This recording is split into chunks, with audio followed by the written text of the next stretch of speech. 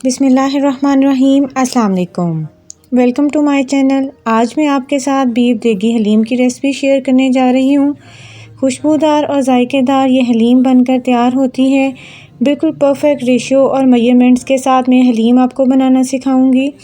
یہ حلیم آپ مٹن اور چکن کے ساتھ بھی بنا سکتے ہیں۔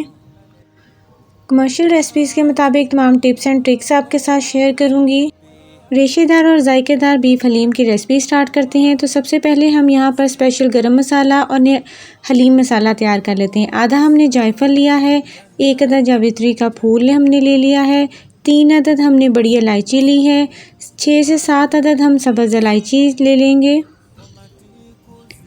10 سے 12 عدد ہم نے لونگ لیے ہیں، 3 سے 4 عدد بڑے ہم نے دار چینی کے ٹکڑے لے لیے ہیں، 1 کھانے کا چمچ ہم نے کالی مرچوں کا لیا ہے، 1 ہم نے بادیان کا پھول لیا ہے، 2 کھانے کے چمچ یہاں پر ہم ثابت دھنیا کے لیں گے، 1 کھانے کا چمچ ہم اس میں سفید زیرے کا شامل کر رہے ہیں، 1 کھانے کا چمچ ہم اس میں سونف کا شامل کریں گے، 2 ہم اس میں تیز پات شامل کر رہے ہیں، اور 1/4 چائے کا چمچ ہم اس میں ادرک کا پاؤڈر شامل کر رہے ہیں۔ ان سب مسالوں کو ہمیں اچھی طرح سے گرائنڈ کر لینا ہے۔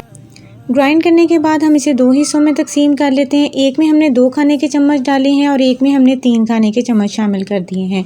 جس میں ہم نے 3 کھانے کے چمچ لیے ہیں، ہم ان میں کچھ اور مسالہ جات شامل کر کے حلیم مسالہ تیار کر لیتے ہیں۔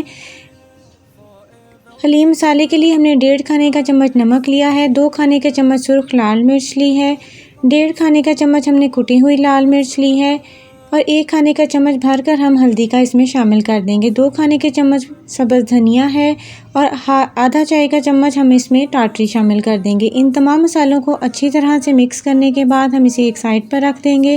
یہ ہمارا اسپیشل کمرشل ریسپیز کے مطابق حلیم مسالہ تیار ہے۔ اس میں ہم 2 تیز پات بھی شامل کر رہے ہیں۔ یہاں پر ہمارے دونوں مسالے تیار ہیں، اب ان کو ایک سائڈ پر رکھ دیتے ہیں۔ تو چلیں جی ہم اپنی دالوں کی ریشو اب چیک کر لیتے ہیں۔ 750 گرام کے قریب ان کی ریشو ہے۔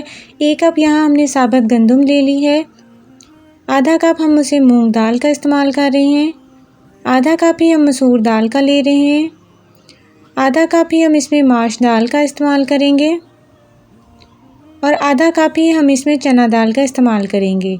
آدھا کپ ہم نے اس میں ثابت جو لے لیے ہیں، اور آدھا کپ ہی ہم سیم کپ کے ساتھ میئر کر کے چاولوں کا اس میں شامل کر دیں گے۔ ان تمام دالوں کو اچھی طرح سے چن کر ہم نے صاف کر لینا ہے۔ یہ 750 گرام کے قریب ہیں۔ اس میں 1 پاؤ ہم گوشت زیادہ شامل کریں گے۔ اب ہم نے ان تمام دالوں کو ایک بڑے باؤل میں شفٹ کر لیا ہے۔ اچھی طرح سے ان کو مکس کرنے کے بعد 5 سے 6 گھنٹے کے لیے کم سے کم، اور زیادہ سے زیادہ ہم اس کو ساری رات کے لیے بھگو دیں گے۔ آپ دیکھ سکتے ہیں یہ دالیں ہماری جو ہیں 5 سے 6 گھنٹے کے بعد اچھی طرح سے پھول گئی ہیں۔ اب ہم اس کو ایک بڑے پتیلے میں شفٹ کر لیتے ہیں، جس میں ہم نے اچھی طرح سے حلیم کو گھوٹنا ہے۔ اس میں ہم 1 سے 1.5 کھانے کا چمچ نمک شامل کریں گے، 1 بڑا کھانے کا چمچ ہم اس میں ہلدی کا شامل کریں گے، 4 سے 5 لیٹر ہم اس میں پانی شامل کر کے اس کو 1 سے 2 گھنٹے کے لیے اچھی طرح سے کور کر دیں گے کہ دالیں ہماری اچھی طرح سے گل گھٹ جائیں۔ تو چلیں جی اب ہم یہاں پر پیاز کو فرائی کر لیتے ہیں۔ یہاں پر ہم نے پیاز کو فرائی کرنے کے لیے 1.5 کپ ہم نے آئل کا لیا ہے، آپ گھی کا بھی استعمال کر سکتے ہیں۔ یہاں میں نے 4 عدد میڈیم سائز کے پیاز لیے ہیں، جن کو بالکل باریک باریک کاٹ لیا ہے۔ اب ہم ان کو فرائی کر لیں گے۔ ان کو ہمیں گولڈن ہونے تک فرائی کر لینا ہے، اور ہمیں ساتھ ساتھ ان کو مسلسل ہلاتے رہنا ہے تاکہ یہ بہت زیادہ براؤن نہ ہو جائیں۔ پیازوں کو ہمیں براؤن کرنے کے بعد ایک پیپر کے اوپر نکال لینا ہے۔ روم ٹیمپریچر پر آنے کے بعد یہ اور زیادہ کرسپی اور کرنچی ہو جائیں گے۔ اس کو ہم بعد میں قورمے میں استعمال کریں گے، اور کچھ ہم حلیم کے اوپر پریزنٹیشن کے لیے استعمال کریں گے۔ یہاں پر ہم نے 1 کھانے کا چمچ زیرہ لے لیا ہے، اسی آئل کے اندر ہم فرائی کر لیں گے 1 سے 2 منٹ کے لیے۔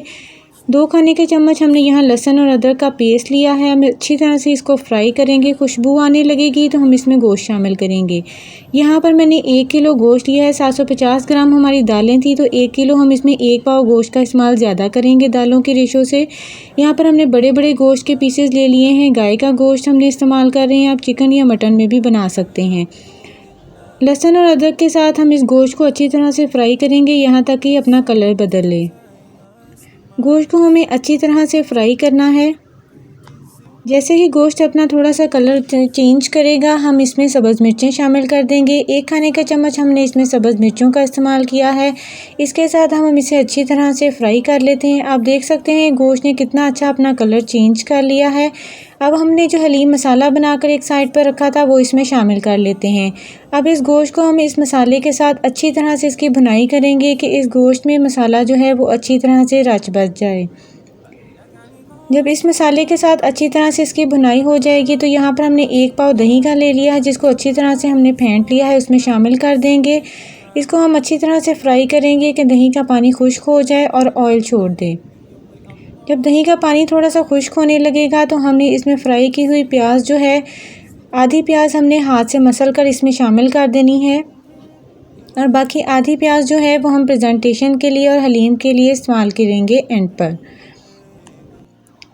اس کو ہم اچھی طرح سے مکس کرنے کے بعد فرائی کریں گے۔ جیسے یہ تھوڑا سا آئل چھوڑے گا تو ہم اس میں 2 لیٹر کے قریب پانی شامل کر دیں گے۔ آپ اس پوائنٹ پر پریشر کوکر کا بھی استعمال کر سکتے ہیں۔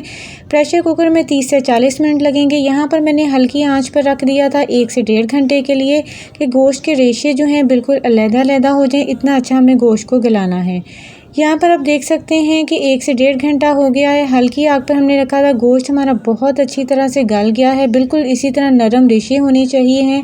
اب اسی میں سے ہم تمام گوشت کے پیسز جو ہیں وہ علیحدہ کر لیتے ہیں۔ ان گوشت کے پیسز کو علیحدہ کرنے کے بعد ہم اسے اچھی طرح سے ریشے کر لیں گے۔ آپ اسے بلینڈر میں ڈال کے بھی ہلکا سا بلینڈ کر سکتے ہیں، فورک کی مدد سے ریشے کر سکتے ہیں۔ اب ہم نے یہاں پر اس کے بہت اچھے سے باریک باریک ریشے کر لیے ہیں۔ اب ہم یہاں اپنی دالوں کو چیک کر لیتے ہیں۔ دالوں کو آپ دیکھ سکتے ہیں کہ بہت اچھی طرح سے یہ گل گئی ہیں۔ اب جو قورمہ ہمارا بچا تھا وہ اب ہم اس میں شامل کر دیتے ہیں۔ قورمہ شامل کے بعد ہمیں اسے اچھی طرح سے مکس کرنا ہے۔ آپ اس کو گھوٹنے کے ساتھ گھوٹ سکتے ہیں، میں نے یہاں پر ہینڈ بلینڈر کے ساتھ اس کو بلینڈ کر لیا ہے۔ ہینڈ بلینڈر کے ساتھ بلینڈ کرنے کے ساتھ یہ فارم آ جائے گی۔ اس پوائنٹ پر ہم اس میں تھوڑا سا نمک چیک کریں گے۔ 1 سے 1.5 کھانے کا چمچ ہم نے اس میں نمک شامل کیا ہے۔ جو گرم مسالہ ہم نے اسپیشل بنا کر تیار کیا تھا وہ شامل کر دیں گے۔ بیف کے ہم نے جو ریشے کر کے رکھے تھے وہ ہم گوشت اس میں شامل کر دیں گے۔ شامل کرنے کے بعد اب ہینڈ بلینڈر کے ساتھ ہمیں اچھی طرح سے گھوٹنا ہے۔ جیسے جیسے آپ اس کو گھوٹتے جائیں گے یہ کوک ہوتا جائے گا اور یہ گاڑھا ہوتا جائے گا۔ 15 سے 20 منٹ ہلکی آگ پر اس کو گھوٹنے کے بعد دالیں اور گوشت جو ہیں بالکل یکجان ہو جائیں گے۔ لیس دار اور ریشے دار ہمارا بیف حلیم جو ہے بن کے تیار ہے۔ اس کو آپ نے ہلکی آنچ کے اوپر گھوٹنا ہے اور یہ خشک ہوتا جائے گا اس کا پانی، اور یہ لیس دار اور ریشے دار حلیم جو ہے بن کے ریڈی ہو جائے گی۔ اتنے مزے کی یہ حلیم بن کر تیار ہوتی ہے۔ اس کو اب ہم فرائیڈ انینز کے ساتھ، ادرک کے پیسز کے ساتھ، سبز مرچیں اور لیموں کے ساتھ ہم اس کو پریزنٹ کریں گے، اور تھوڑا سا چاٹ مسالہ بھی آپ اوپر سے سپرنکل کر سکتے ہیں۔ اتنی مزیدار یہ دیگی حلیم کی ریسپی ہے، پرفیکٹ ریسپی ہے۔ جب بھی آپ دالوں کو میئر کریں تو 1 پاؤ گوشت اس میں زیادہ رکھیں، اور یہ پرفیکٹ آپ کی دیگی حلیم کی ریسپی ہے جو آپ بنا کر دالوں کو مکس کر کے بھی رکھ سکتے ہیں۔ تو چلیں جی ہم نیکسٹ ریسپی میں ملیں گے۔ اللہ حافظ۔